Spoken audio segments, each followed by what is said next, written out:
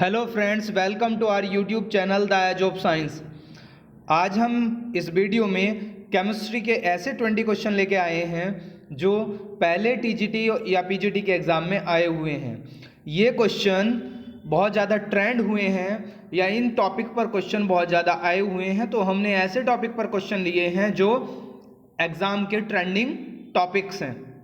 तो इन क्वेश्चंस को करने के लिए आप लोगों को पेन और पेपर की ज़रूरत पड़ने वाली है, इसलिए पेन और पेपर के आप लेकर के बैठें, क्योंकि इन क्वेश्चंस को करने के लिए इन क्वेश्चंस में जो प्रयुक्त रिएक्शंस होंगी और एक्स्ट्रा फैक्ट्स होंगे, फॉर्मूलाज होंगे, वो आपको बताए जाएंगे। इसलिए सबसे पहले क्या करें, आप एक कॉपी और एक पेन ले लें और उसके बाद वीडियो देखना स्टार्ट करें। तो आइए चलिए वीडियो स्टार्ट करते हैं। हमारा पहला क्वेश्चन आपकी स्क्रीन पर है।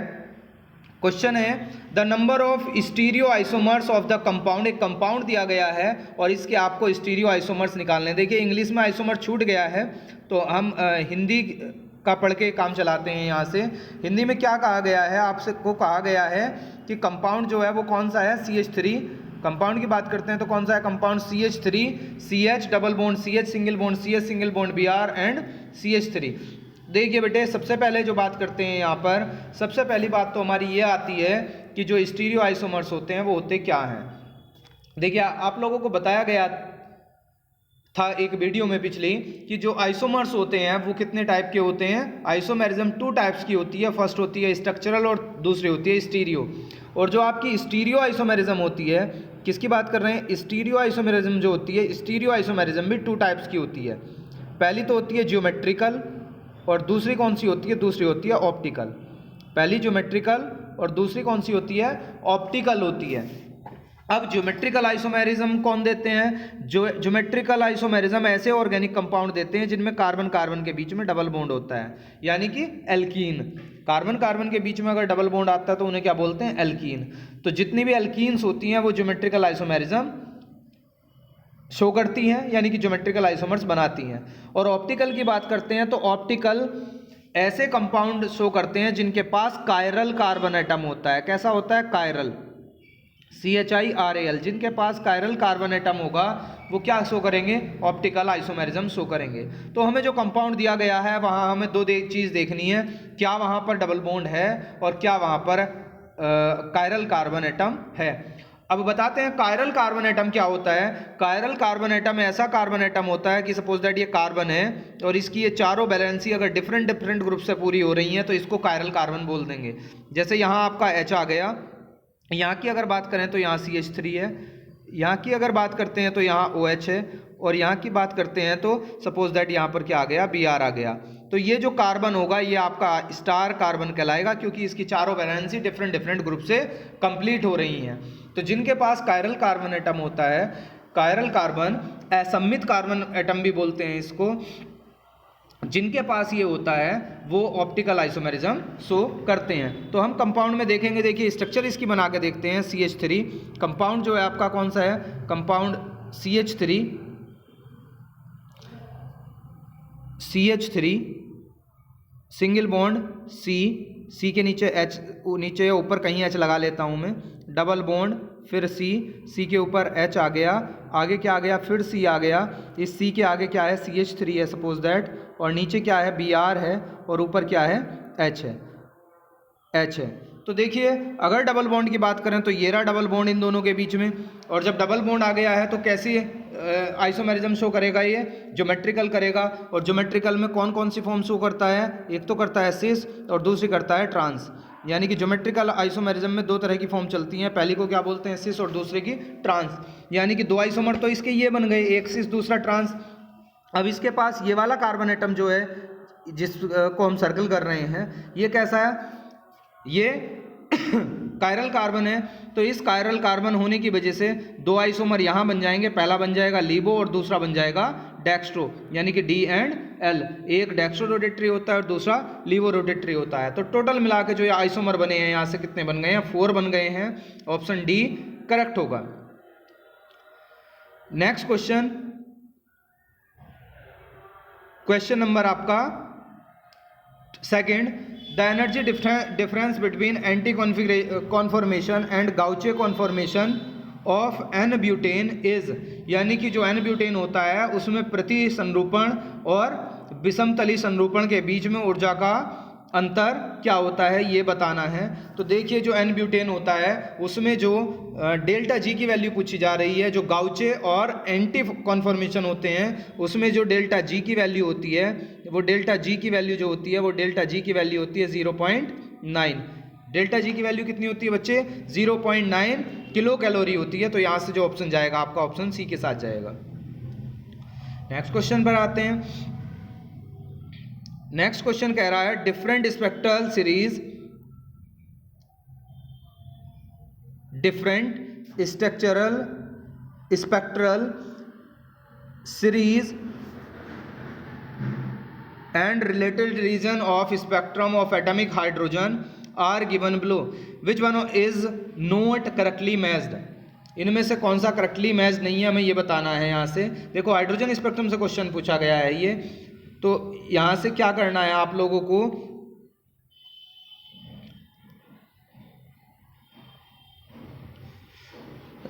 देखिए पहले तो हमें ये पता होना चाहिए कि सीरीज होती कौन कौन सी हैं। अगर स्पेक्ट्रम की बात करते हैं तो वहाँ पहली सीरीज़ का नाम होता है लाइमन सीरीज़, और लाइमन सीरीज़ कौन से रीजन में होती है? यूवी रीजन में होती है। दूसरी जो सीरीज़ होती है वो होती है बामर, और बामर सीरीज़ जो होती है वो कौन से? विजिबल रीजन में होती है। कौन से रीजन में होती है? विजिबल रीजन में, विजिबल रीजन में होती है। तीसरी सीरीज़ की बात करते हैं तो पाश्चन होती है। चौथी सीरीज़ जो होती है आपकी ब्रैकेट होती है, ब्रैकेट। और पांचवी सीरीज़ जो होती है वो फुंड होती है। इन तीनों की बात करें तो ये तीनों की तीनों सीरीज़ किस में होती हैं? IR रीजन में होती हैं, इंफ्रारेड रीजन में होती हैं। अच्छा एक और चीज़ पूछी जाती है, जो पहली सीरीज़ है लाइमन सीरीज़, इसके लिए N1 की वैल्यू क्या होगी? तो N1 की वैल्यू इसके लिए होगी 1, दूसरी के लिए होगी 2, और तीसरी के लिए होगी 3, चौथी के लिए होगी 4, और पाँचवीं के लिए होगी 5। किसकी वैल्यू? N1 की वैल्यू। अब को पूछ लिया जाए N2 की वैल्यू क्या होगी, तो N2 हमेशा जो होता है N2 की बात करते हैं तो N2 हमेशा क्या होता है? बड़ा होता है किससे? N1 से। N2 is greater than N1। अब N1 N2 कहाँ से आते हैं? जो रेडबर्ग इक्वेशन है उसमें इनका प्रयोग किया जाता है। तो यहाँ से क्या पूछा जा रहा है? यहाँ से ये पूछा जा रहा है कि कौन सा करेक्टली मैच्ड नहीं है। तो यहाँ से करेक्टली मैच्ड की अगर बात करते हैं तो देखो हम पाश्चन की बात करते हैं, पाश्चन IR में आता है, बामर विजिबल में आता है, ब्रैकेट इंफ्रारेड में आता है। कौन करेक्टली मैच नहीं है? पहला नहीं है लाइमन आपका आता है यूवी में, और यहाँ क्या दिया हुआ है? यहाँ दिया हुआ है माइक्रोवेव। तो ऑप्शन ए यहाँ से सही है। Next question, in an atom no two electrons can have same values for all the 4 quantum numbers. देखो यहाँ एक डेफिनेशन दी हुई है और पूछा जा रहा है कौन से लॉ की डेफिनेशन है ये। देखिए बच्चे यहाँ से अगर आपबाउ की बात करते हैं तो आपबाउ के लॉ में क्या होता है? एनर्जी का जिक्र होता है, यानी कि जो इलेक्ट्रॉन होते हैं वो एनर्जी के बढ़ते हुए क्रम में प्रवेश पाते हैं, यानी कि जैसे जैसे एनर्जी बढ़ती जाएगी तो इलेक्ट्रॉन क्या होंगे? फिल होते चले जाएंगे। हुंड रूल क्या कहता है कि जब तक ऑर्बिटल में एक एक इलेक्ट्रॉन ना आ जाए तब तक पेयरिंग नहीं होती, यानी कि पहले जो इलेक्ट्रॉन आता है वो अनपेयर्ड आता है, उसके बाद पेयरिंग स्टार्ट होती है। हाइजेनबर्ग अनसर्टेनिटी के तहत क्या आता है कि कोई मूविंग पार्टिकल है तो उसके लिए हम उसकी पोजीशन और मोमेंटम एक साथ कैलकुलेट नहीं कर सकते, मतलब it is not possible to calculate the exact position and exact momentum of a moving particle. तो बचता कौन सा है यहाँ? Pauli exclusion principle. Pauli exclusion principle क्या कहता है कि एक ही ऑर्बिटल में जो 2 इलेक्ट्रॉन होंगे उनके लिए अगर हम क्वांटम नंबर निकालने लगें, क्वांटम संख्या निकालने लगें, तो उनकी वैल्यू एक जैसी नहीं हो सकती। तो इसलिए ऑप्शन यहाँ से आपका हो जाएगा डी सही। नेक्स्ट क्वेश्चन देखिएगा, the number of nodal plane in the angular distribution function of 2s 2p 4d and 5f orbitals are respectively. मतलब इनके लिए क्या निकालना है हमें इनके लिए निकालने हैं नोडल प्लेन। क्या निकालने हैं? Nodal plane. अगर नोडल प्लेन की देखिए पहले तो हम बता देते हैं, थोड़ा सा मैं ऊपर कर रहा हूँ इसको, हिंदी से काम चल जाएगा जो दिया हुआ है हिंदी में ही। जो नोडल प्लेन होते हैं, पहली बात तो ये है कि जो नोडल प्लेन होते हैं यानी कि नोड्स होते हैं, उन नोड्स की अगर हम बात करें तो जो नोड्स होते हैं, नोट कर लीजिएगा आप लोग, नोड्स जो होते हैं वो 2 तरह के होते हैं। पहली बात नोट करने वाली बात है बिल्कुल। नोड्स जो होते हैं वो 2 तरह के होते हैं। पहला होता है आपका स्फेरिकल नोड, स्फेरिकल नोड, इसी को रेडियल नोड भी बोला जाता है, RADIAL, रेडियल नोड भी बोला जाता है। अच्छा, इसका फॉर्मूला क्या होता है? तो इसका फॉर्मूला आप लिख लीजिएगा n-l-1, ये इसका फॉर्मूला होता है। दूसरी चीज़ क्या पूछी जा रही है यहाँ से, एक और कौन सा नोड होता है, उसे बोलते हैं हम नोडल प्लेन। क्या बोलते हैं? Nodal, NODAL, nodal plane, nodal plane, ये होता है नोडल प्लेन। और इसी को हम क्या बोलते हैं? इसी को हम एंगुलर नोड भी बोलते हैं, एंगुलर नोड भी बोला जाता है। और इसका फॉर्मूला क्या होता है? अगर एंगुलर नोड का पूछ लिया जाए तो angular node is equal to क्या होता है? L, यानी कि जो L की वैल्यू होगी उसके इक्वल होता है ये, ठीक है। अगर आपसे पूछ लिया जाए कि टोटल नोड्स क्या होंगे, तो टोटल के लिए फॉर्मूला जो होता है, टोटल के लिए फॉर्मूला क्या होता है आपका? टोटल के लिए फॉर्मूला, अगर टोटल के टोटल नोड पूछ लिए जाएं तो उनके लिए फॉर्मूला होता है n-1। जल्दी से नोट कीजिएगा इनको। अब यहाँ से क्या करते हैं हम, हमें निकालने हैं, कौन से निकालने हैं? हमें निकालने हैं एंगुलर, ठीक है। हमें कौन सा निकालना है? यहाँ से एंगुलर नोड निकालना है। तो एंगुलर नोड किस किस के लिए निकालने हैं पहले हम ये देख लें। देखिए, पहले निकालना है आपको 2s के लिए, उसके बाद निकालना है 3p के लिए, उसके बाद निकालना है 4d के लिए, और उसके बाद निकालना है 5f के लिए। इनके लिए निकालने हैं आपको। तो इन सब के लिए l की वैल्यू निकाल लें हम। देखिए, अब l की वैल्यू कैसे निकलती है ये भी तो जानना पड़ेगा ना। S, P, D और F। भाई S, P, D, F के लिए जो L की वैल्यू होती है वो होती है 0, 1, 2 और 3। तो यहाँ S, P, D, F ही दिए गए हैं, तो ये इनके पहले 2, 3, 4, 5 जो लग रहा है इससे कोई मतलब नहीं है। तो इसके लिए L की वैल्यू क्या हो जाएगी? इसके लिए तो वैल्यू हो गई 0, इसके लिए वैल्यू क्या हो गई? 0, इसके लिए 1, इसके लिए 2, इसके लिए 3। तो बस ऐसा ऑप्शन देख लें जहाँ 0, 1, 2, 3 दे रहा है। तो 0, 1, 2, 3 किस में है बच्चे? वो ऑप्शन ए में है। तो आपका ऑप्शन ए बिल्कुल करेक्ट हो जाएगा क्योंकि जो नोडल प्लेन्स होते हैं, यानी कि एंगुलर नोड्स होते हैं, वो क्या होते हैं? वो L के इक्वल होते हैं। नेक्स्ट क्वेश्चन,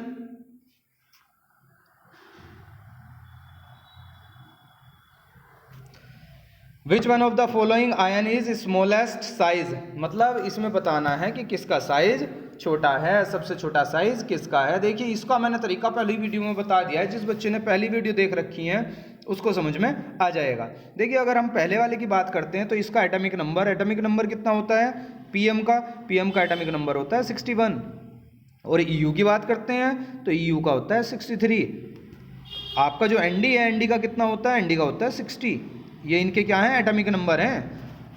LU 3 पॉजिटिव, मतलब LU का होता है 71। अब देखिए बच्चे, इन पे चार्ज आया सब पे 3 पॉजिटिव, तो आप इसमें से क्या निकालने लगे? ये तो हो गया इनका Z, ये इनके लिए सबके क्या हो गए? Z हो गए। अगर इसमें से आपको क्या निकालना है? इलेक्ट्रॉन निकालने हैं, यहाँ से भी इलेक्ट्रॉन निकालने हैं। तो इसमें से क्या करेंगे आप? 3 माइनस कर देंगे, आपका क्या आ जाएगा? इलेक्ट्रॉन आ जाएगा। अब कितने आ गए इलेक्ट्रॉन पहले वाले में?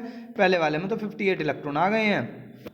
अगर बात करते हैं EU की, तो EU में आ गए हैं, यहाँ से भी 3 माइनस कर दो, कितने आ गए? 60 आ गए। भाई सब में से 3 माइनस कर रहे हैं। LU में कितने आ गए हैं? यहाँ 68 आ गए हैं, ठीक है। और यहाँ पर कितने आ गए हैं? यहाँ पर आ गए हैं 57, सॉरी 60 था ना, हाँ 60 से तो कितना आ गया होगा? 57 आ गया होगा यहाँ। अब क्या करना है आपको? Z/E की वैल्यू निकालनी है। किसकी वैल्यू निकालनी है? Z/E की। जिसकी Z/E की वैल्यू जितनी छोटी आएगी उसका साइज उतना ही छोटा होगा। तो आप यहाँ से वैल्यू निकाल के देख लीजिएगा, डिवाइड करके देख लीजिएगा, जिसकी वैल्यू कम होगी वही इसका आंसर होगा। तो सबसे कम वैल्यू किसकी आएगी? सबसे कम जो वैल्यू आने वाली है यहाँ, वो आने वाली है किसकी? इसकी आने वाली है, किसकी? ND की, ND3 पॉजिटिव की। तो यहाँ से जो करेक्ट आंसर हो जाएगा बच्चे, वो ND3 पॉजिटिव हो जाएगा, क्योंकि इसकी वैल्यू सबसे छोटी आएगी। नेक्स्ट क्वेश्चन स्क्रीन पर आपकी, इन सोडियम नाइट्रोप्रोसाइड का फॉर्मूला आपको दिया हुआ है। अब इसमें क्या पूछ रहा है? इसके लिए कुछ स्टेटमेंट दिए हुए हैं और ये पूछ रहा है कि कौन सा स्टेटमेंट सही है। तो देखिए, ध्यान रखिएगा कि इसमें जो ये FeCN तो एक निगेटिव लिगेंड है और इसकी ऑक्सीडेशन स्टेट होती है -1। इस केस में NO जो है, NO का ध्यान रखिएगा, +1 ऑक्सीडेशन स्टेट होती है इसकी। और ये कैसी लिगेंड होती है? यहाँ पॉजिटिव लिगेंड से, सबसे जरूरी ध्यान रखना है आपको। कैसी लिगेंड है? पॉजिटिव लिगेंड है। तो जब हम इसकी ऑक्सीडेशन स्टेट निकाल लेंगे तो कितनी आएगी, Fe की ऑक्सीडेशन यहाँ से +2 आ जाएगी। बिल्कुल सही बात है पहली। और दूसरा कह रहा है this has NO positive as ligand. बिल्कुल सही बात है, मैंने अभी तो बताया है NO पॉजिटिव एक लिगेंड है यहाँ पे। कैसी लिगेंड है, पॉजिटिव लिगेंड है। तो इसका मतलब यहाँ ऑप्शन जो हो जाएंगे दोनों सही हो जाएंगे, तो ऑप्शन करेक्ट रहेगा आपका सी यहाँ से। Next question, which one out of the following is the strongest oxidant. यहाँ से बताना है आपको, यहाँ से ऑक्सीडेंट कौन सा है और कैसा ऑक्सीडेंट, बहुत ज़्यादा शक्तिशाली, स्ट्रॉन्ग, बलवान ऑक्सीडेंट कौन है यहाँ पे, ये आपको बताना है। तो पहला है ऑक्सीजन, दूसरा है क्लोरीन, तीसरा कार्बन और चौथा फ्लोरीन। देखिए बच्चे, जब भी आपको फ्लोरीन मिले इसमें तो बिना सोचे समझे आप आंसर मार दीजिए इसका, फ्लोरीन। अब क्यों है कारण, दो कारण हैं इसके। पहला कारण बता देता हूँ, फ्लोरीन का साइज बहुत छोटा होता है, ठीक है, और इसकी जो डिसोसिएशन एनर्जी होती है फ्लोरीन की, बॉन्ड डिसोसिएशन एनर्जी मोलिक्यूल की, जो फ्लोरीन मोलिक्यूल बनता है मतलब F2 जो बनता है उसकी जो बॉन्ड डिसोसिएशन एनर्जी होगी वो भी बहुत कम होती है। तो 3-4 फैक्ट फ्लोरीन के बारे में याद रखें आप। Fluorine is the most electronegative element in the periodic table and it has small size and it has low bond dissociation energy, therefore it acts as strong oxidant और strong oxidising agent. Clear. Next question, excess of NaOH added with separate, मतलब NaOH की अधिक मात्रा डालने से निम्न में से कौन सा अलग होता है। NaOH की मात्रा यानी कि अमाउंट ज़्यादा डाल दें तो इनमें से कौन सा ऐसा है जो अलग हो जाएगा, ये है क्वेश्चन। तो देखिए बच्चे, तैयारी करते रहिए। डेट अभी कोई TGT PGT की कोई डेट अभी डिसाइड नहीं हुई है, क्योंकि जो कमेटी है, जो कमेटी गठित होनी है उसमें 10 लोग अभी क्या हैं, कम हैं। जो रिटायर हो गए थे वो अभी चयनित नहीं हुए हैं। उनके चयनित होने के बाद क्या होगा, आपको TGT PGT एग्ज़ाम की डेट मिल जाएगी। जो संभावित तारीख है वो लगभग क्या रहेगी, 15 नवंबर के बाद ही आपका एग्ज़ाम हो पाएगा। अगर वो भी हुआ तो टाइम से सारा काम निपट गया तब। और हमारा जो टेलीग्राम चैनल है, टेलीग्राम को ज्वाइन करने के लिए आपको वीडियो के डिस्क्रिप्शन में लिंक मिल जाएगा, उस पर जाके क्लिक कीजिए और आप सीधा हमारे ग्रुप में पहुंच जाएंगे, वहां उसको ज्वाइन कर लीजिएगा। देखिए क्वेश्चन में, क्वेश्चन कह रहा है इनमें से कौन सा ऐसा है जो NaOH की अधिक मात्रा डालने पे क्या हो जाएगा, अलग हो जाएगा। तो देखिए पहला क्या है, यहाँ आपको मैं रिएक्शन बताता हूँ, आप खुद छांट लेना। एक रिएक्शन यहाँ क्या करता है, जो Zn है, ZnOH का होल ट्वाइस, ZnOH का होल ट्वाइस, इसकी अगर हम रिएक्शन करा दें 2NaOH से, किससे करा दें, 2NaOH से, तो ये आपका क्या देगा, ये आपका देता है Na2ZnO2, Na2ZnO2 plus 2H2O। Compound का नाम क्या होगा Na2ZnO2 का, Na2ZnO2 का नाम होगा सोडियम जिंकेट। तो इनमें से जिसमें ZnOH का होल ट्वाइस नहीं है वो तो हो गए गलत। देखो इसमें तो नहीं है, इसमें भी नहीं है, इसमें भी नहीं है, तो बच्चे ऑप्शन तो आपको पता लग ही गया है, ए ऑप्शन। लेकिन Al की भी रिएक्शन चलिए करा देता हूँ। AlOH का होल थ्राइस, एल्यूमिनियम हाइड्रोक्साइड का फॉर्मूला AlOH का होल थ्राइस, इसकी रिएक्शन किससे करते हैं, NaOH से करते हैं हम। तो यहाँ से क्या मिलता है, यहाँ से भी आपको मिलता है सोडियम मेटा एल्यूमिनेट NaAlO2, और क्या मिलेगा, और एक चीज़ पानी मिल जाएगा बस 2H2O। तो यानी कि यहाँ से जो ऑप्शन सही बन जाता है आपका वो फर्स्ट वाला बन जाता है। नेक्स्ट क्वेश्चन,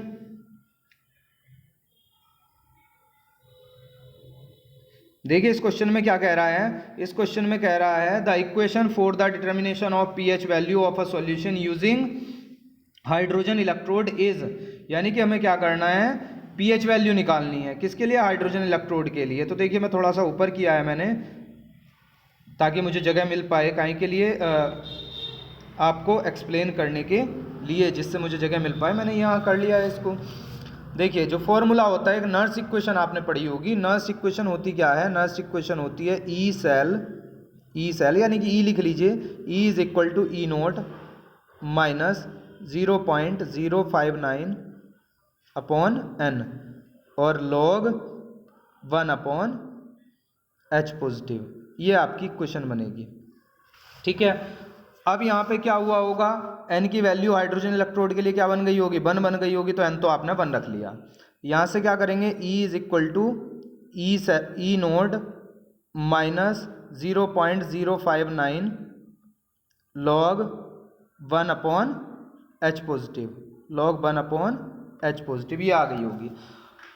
अब देखिए यहाँ से जो आपका माइनस log 1 अपॉन H है, इसकी जगह पर हम क्या रख लेंगे, इसकी जगह पर हम रख लेते हैं pH। तो आपकी जो इक्वेशन बन जाएगी यहाँ से वो बन जाएगी E is equal to E naught minus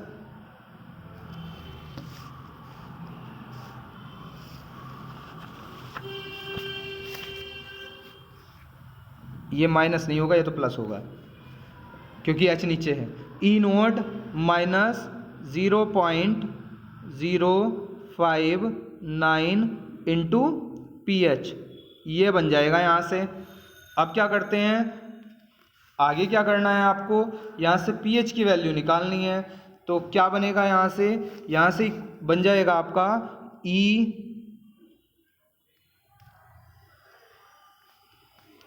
E cell मतलब E naught minus E is equal to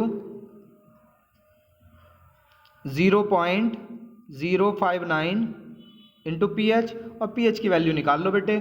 pH is equal to ये 0.059 नीचे आ जाएगा, यानी कि यहाँ से ऑप्शन जो बन रहा है वो डी सही बन रहा है बिल्कुल, और आगे सॉल्व करने की कोई ज़रूरत ही नहीं है।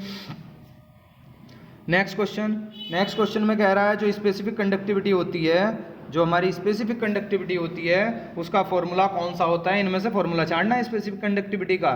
तो specific conductivity C is equal to 1 upon R है नहीं, ये तो फॉर्मूला C भी नहीं है, lambda is equal to L upon A 1 upon R, और V ये नहीं है, सीधा सीधा यहाँ फॉर्मूला आ रहा है B। देखो याद करने वाला क्वेश्चन है ये, याद रखना पड़ेगा आपको, kappa is equal to L upon A into 1 upon R, ठीक है, ये इसका फॉर्मूला हो जाएगा।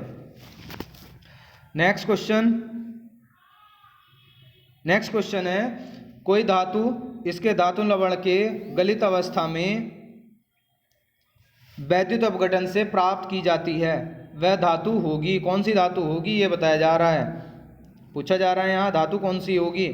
तो देखिए कैसे किया जा रहा है, वैद्युत अपघटन से, कैसे किया जा रहा है, बात करते हैं इसकी, तो वैद्युत अपघटन से किया जा रहा है, तो वैद्युत अपघटन से तो सोडियम को ही किया जाता है, सोडियम को ही प्राप्त किया जाता है। नेक्स्ट क्वेश्चन ये रहा आपकी स्क्रीन पर, 1 मिनट जरा,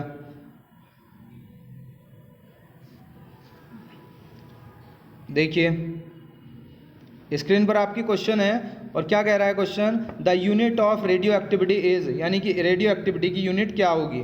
देखिए अगर हम किसकी बात करते हैं, कैडिला की बात करते हैं, तो कैडिला की आपको पहले ही बताई थी किसकी होती है, इंटेंसिटी ऑफ लाइट की होती है, किसकी, ज्योति तीव्रता की यूनिट होती है ये, इंटेंसिटी ऑफ लाइट की होती है, ठीक है। अगर क्यूरी की बात करते हैं तो क्यूरी आपकी इसी की है जिसकी पूछी जा रही है रेडियो एक्टिविटी की। क्वेश्चन पूछा जाता है रेडियो एक्टिविटी की डिस्कवरी किसने की, तो हेनरी बेकुरल ने की, ठीक है, और यूनिट क्या होती है, क्यूरी होती है। अगर फर्मी और एंगस्ट्रॉम की बात करते हैं तो ये दोनों की दोनों किसकी, जो डिस्टेंस होती है, डिस्टेंस की छोटी छोटी यूनिट है, यानी कि डिस्टेंस का मात्रक है ये। Next question, in the sequence of the following nuclear relation, एक रिलेशन दिया गया है। देखिए पहली बात तो इसमें एरो सही कीजिए, एरो थोड़ा सा गड़बड़ लग रहा है, ये यहाँ क्या है, ये एरो है, और यहाँ पर भी क्या है, ये एरो है, ठीक है। और ये पूछा जा रहा है एक्स की जगह क्या आएगा, ये पूछ रहा है, नहीं एक्स की जगह क्या आएगा, नहीं एक्स का भी संभारिक पूछा जा रहा है, तो पहले एक्स तो पता लगे। सबसे पहले क्या करेंगे, हम एक्स को पता करेंगे। देखिए इधर अगर आप मास की बात करते हैं तो मास से ही निकलेगा क्वेश्चन, यहाँ कितना हो गया, अगर इसकी बात करते हैं तो 236 हो गया है, यहाँ भी 236 दिया हुआ है, तो रिएक्टेंट साइड ये यहाँ पर क्या है, रिएक्टेंट साइड में स्टार्टिंग में दिया हुआ है, इंटरमीडिएट में भी 236 दिया हुआ है, तो आप यहाँ क्या कर लें, 141 तो आपका ये रखा है, और 2 आपको यहाँ से मिल गए, कितने हो गए, 143 हो गए। तो आप क्या करें, 236 में से 143 को माइनस कर लें, तो आपको कितना मिलेगा, यहाँ आपको मिल जाएगा 6 में से 3 गया 3, और यहाँ आपका 13 में से 4 गया 13 में से 4 गया 9, 93। तो 93 जो आएगा, यहाँ ऐसा एलिमेंट आ जाएगा जिसका मास नंबर क्या हो 93, और फिर ये बताना है कि नीचे वालों में से कौन सा ऐसा है जिसका 93 होगा। संभारिक बताना ना। संभारिक क्या होते हैं? जिनका एटॉमिक नंबर क्या हो, एटॉमिक नंबर क्या हो डिफरेंट डिफरेंट हो, और एटॉमिक मास क्या हो एक जैसा हो। संभारिक जिनका भार समान हो, यानी कि जिनका परमाणु भार समान हो। तो ऐसा क्या होगा? यहाँ क्रिप्टन होगा भाई, क्रिप्टन का है ये। नेक्स्ट क्वेश्चन में कह रहा है consider 1m aqueous solution of the following compounds. देखिए बेटे, पहले भी ऑस्मोटिक प्रेशर का क्वेश्चन कराया है, इनमें से पूछा जा रहा है किसका ऑस्मोटिक प्रेशर ज़्यादा होगा। पहली वीडियो में भी था एक क्वेश्चन। तो देखिए, जो जिसका वांट ऑफ फैक्टर यानी कि आई की वैल्यू, जिसकी आई की वैल्यू ज़्यादा होती है उसका ऑस्मोटिक प्रेशर ज़्यादा होता है। अब आई की वैल्यू कितनी किसकी ज़्यादा होगी? जो जितने आयन देगा। आप तोड़ के देख लीजिए, अगर इसको आप BaCl2 को तोड़ोगे तो ये किस में टूटेगा? ये टूटेगा Ba2 positive plus 2Cl negative. यानी कि कितने दे दिए इसने 3 आयन दे दिए। तीसरे नंबर के ने 3 आयन दिए। ग्लूकोज टूटेगा नहीं। यहाँ से क्या बनेगा? अगर इसकी बात करें तो यहाँ बनेगा 3Na पॉजिटिव और PO4 3 निगेटिव। तो इसने कितने दिए? इसने 4 दे दिए हैं भाई। और Al2SO4 को तोड़ेंगे तो ये 5 देगा, क्योंकि क्या मिलेगा? 2Al 3 positive plus 3SO4 2 negative, 5 मिल गए। अब देख लीजिए कौन सा है। फर्स्ट वाले का सबसे ज़्यादा हो रहा है, यानी कि फर्स्ट वाले का सबसे ज़्यादा किस में देखने के लिए मिल रहा है आपको? फर्स्ट वाले का सबसे ज़्यादा जो देखने के लिए मिल रहा है वो ऑप्शन कौन कौन से में मिल रहा है? एक तो डी में मिल रहा है, लेकिन सबसे कम किसका है? चौथे वाले का। तो ये 2 ऑप्शन तो यहाँ से हो नहीं सकते। पहले वाले का सबसे ज़्यादा, चौथे वाले का सबसे कम। तो फिर किसका है?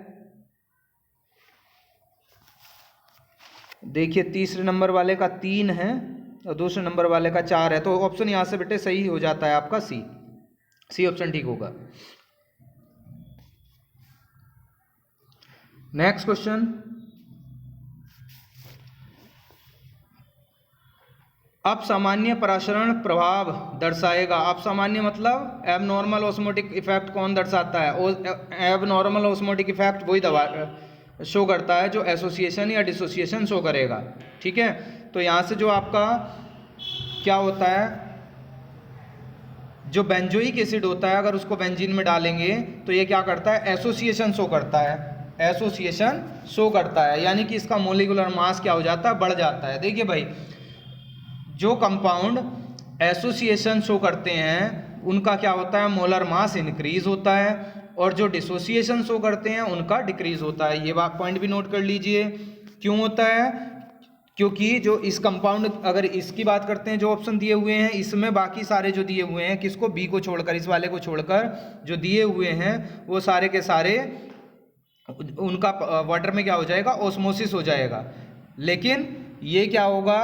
इसका यहाँ क्या हो जाएगा? इसका यहाँ पर हो जाएगा, इसकी अगर बात करें तो एसोसिएशन, इसीलिए ये शो करेगा। ठीक है, एसोसिएशन शो करता है, यही सही है। नेक्स्ट क्वेश्चन स्क्रीन पर आपकी क्वेश्चन में पूछा जा रहा है, नीचे कुछ अम्लों की एक सूची दी गई है, इनकी घटती हुई अम्लता का क्रम लिखिए। देखो, आपको पहले किसी वीडियो में बताया गया है कि सबसे कम, जब भी ऐसा कोई क्वेश्चन आए तो आप एसिटिक एसिड को देखिए, उसकी सबसे कम होगी। एसिटिक एसिड की क्या होती है? सबसे कम होती है इसमें। तो एसिटिक एसिड देख लीजिए जहाँ सबसे कम में रखा हुआ है, तो सबसे कम में 2 जगह रखा हुआ है, ऑप्शन सी में और ऑप्शन डी में। तो पहले वाले तो दोनों हमारे बाहर हो गए, मतलब रिड्यूस हो गए। अब उससे ज़्यादा की अगर हम बात करते हैं तो उससे ज़्यादा होता है फॉर्मिक एसिड का, यानी कि 1 का। तो 1 दोनों में रखा हुआ है, यहाँ भी बात नहीं बनी हमारी। और उसके बाद क्या होता है? जो एलाइलिक एसिड होते हैं, एलाइलिक एसिड उनका ज़्यादा होता है। तो ये तीसरे नंबर पर आ गया, यानी कि चौथा कहाँ आ गया? और ऑक्जेलिक एसिड का सबसे ज़्यादा होता है। ये फॉर्मूला ऑक्जेलिक एसिड का है। ठीक है, गुआवा में प्रेजेंट होता है। पहले वाले की बात करते हैं तो किस में होता है? आंट में होता है, मतलब चींटी में होता है, ततैये में होता है, खटमल में होता है, ये देखने के लिए मिलता है जो एसिड। एसिटिक एसिड की इसकी बात करते हैं तो विनेगर में मिलता है। ठीक है, तो हमारा जो ऑप्शन यहाँ से बन जाएगा, आपका ऑप्शन कौन सा बना? यहाँ से डी बन गया है। ऑप्शन डी बिल्कुल सही है यहाँ पर। नेक्स्ट क्वेश्चन, देखिए आज की वीडियो का जो है ये लास्ट क्वेश्चन है। आज की वीडियो का जो क्वेश्चन करा रहे हैं वो लास्ट क्वेश्चन है। क्या पूछ रहा है इसमें? पूछ रहा है which one of the following pair is not correctly matched, यानी कि इनमें से कौन करेक्टली मैच्ड नहीं है, हमें बस इतना बताना है। तो देखिए ओसवाल्ड ने क्या किया था, ओसवाल्ड ने डाइल्यूशन लॉ दिया था, बिल्कुल सही है ये, लेकिन पूछ रहा है कौन सा करेक्टली मैच नहीं है। अगर ओसेंगर की बात करते हैं तो इसने क्या दी थी, थ्योरी ऑफ स्ट्रॉन्ग इलेक्ट्रोलाइट दी थी, बिल्कुल ठीक है ये भी। अगर हेंडरसन की बात करते हैं तो हेंडरसन ने क्या दिया था, हेंडरसन ने भाई ये नहीं दी थी, हेंडरसन ने एक इक्वेशन दी थी। पहले की बात करते हैं आर्हेनियस ने क्या दिया, इलेक्ट्रोलाइटिक थ्योरी ऑफ डिसोसिएशन, ये भी सही है, यानी कि यहाँ से गलत कौन सा है, गलत है यहाँ से डी, यानी कि ऑप्शन जो है इस क्वेश्चन का जो आंसर सही है वो डी ही सही है, डी ऑप्शन सही होगा। Okay students, thanks for watching. खुश रहिए, आबाद रहिए, हंसते रहिए, मुस्कुराते रहिए और अपने एग्जाम की तैयारी करते रहिए। जय हिंद, जय भारत।